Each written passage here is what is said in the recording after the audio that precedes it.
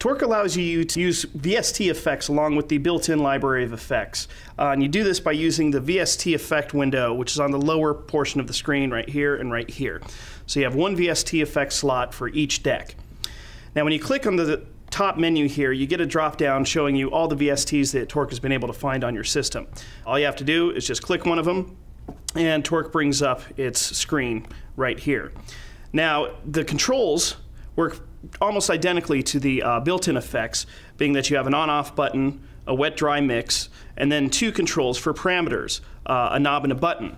But unlike the built-in effects, there are no direct mappings for the knob and button here. You have to do those yourself to specify what parameters within the VST effect you want to control. So the way this is done is very similar to the MIDI mapping that you would do for assigning controls on the exponent or on a trigger finger or anything like that. It's done with the right click. But this time it's a two-step process. You have to right-click to learn the control in the VST interface, and then you have to right-click again to learn the MIDI control that you want to use to control that. So for example, when I get this effect going, I'm going to turn it on and turn it full wet and start the music. We can hear that this knob right here, the amount, is changing the frequency of this effect. And I want to be able to control that with the effect knob here in the VST window.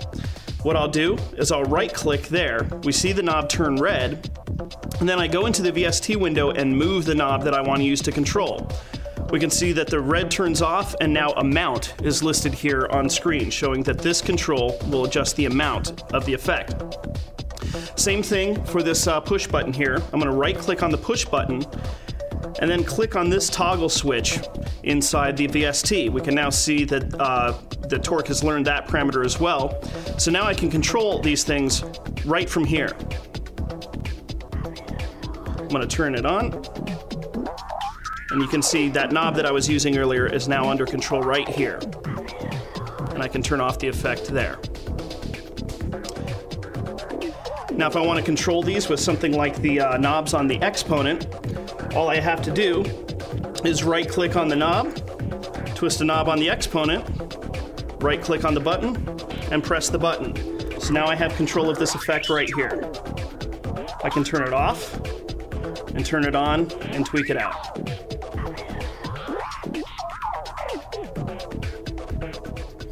That works with any VST in the same fashion. In fact, you can even assign the button to toggle a knob between max and minimum values, or you can use the knob to turn a button in a VST effect on and off. As soon as you get up all the way, it'll turn the button on, turn it all the way down, turns the button off. So you're free to use any VST you want, mapping just like that, allowing you to control it from hardware.